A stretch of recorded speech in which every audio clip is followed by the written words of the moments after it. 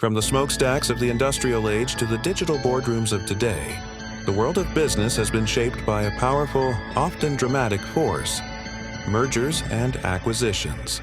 This is the story of how M&A has evolved, riding the waves of economic change, technological innovation, and corporate ambition.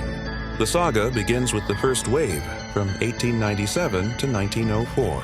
This was an era of giants, a time when industrial titans forged monopolies. Picture the dawn of the 20th century, where railroad companies absorbed smaller lines and oil magnates consolidated their power. These were primarily horizontal mergers, creating massive trusts like U.S. Steel and Standard Oil, which dominated their respective industries and laid the groundwork for the modern American economy. After the trusts were broken up, the second wave rose from 1919 to 1929, in the roar of the 20s.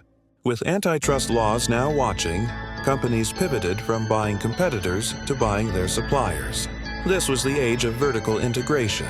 Imagine an automobile manufacturer no longer just assembling cars, but acquiring the steel mills, glass factories, and rubber plantations that fed its assembly lines.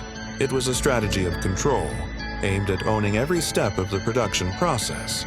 The post-war boom fueled the third wave from 1965 to 1969. This was the era of the conglomerate, where diversification was king. Corporations, confident and flush with cash, began a shopping spree for companies in completely unrelated fields. A single corporate banner might now fly over everything from electronics and car rentals to food production and aviation. The logic was simple: don't put all your eggs in one basket. Then came the high-stakes drama of the fourth wave, from 1984 to 1990. The 80s ushered in merger mania and the infamous corporate raider. Trading floors buzzed with a chaotic energy as financiers hunted for undervalued companies, launching hostile takeovers and leveraging debt to finance massive deals. This wave was defined by its aggressive tactics and the sheer financial audacity of its players, forever changing the public perception of corporate takeovers.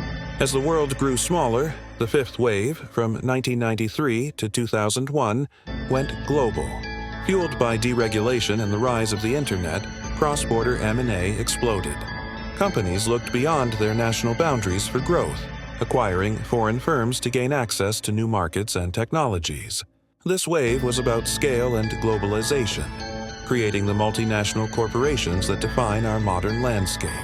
Finally, the sixth wave and the modern era, from 2003 to the present, brought new players and new motivations. The sleek offices of private equity firms became the new centers of power, engineering complex buyouts. More recently, the tech sector has taken center stage, with giants like Google and Meta acquiring innovative startups to maintain their competitive edge. Today, deals are driven not just by profit, but by factors like technology, sustainability, and social governance, pointing toward a future where M&A continues to adapt. From industrial trusts to digital empires, the history of M&A is a mirror reflecting our ever-changing economic world. As technology and global priorities continue to shift, the next wave is already forming, promising to reshape the corporate landscape in ways we can only begin to imagine.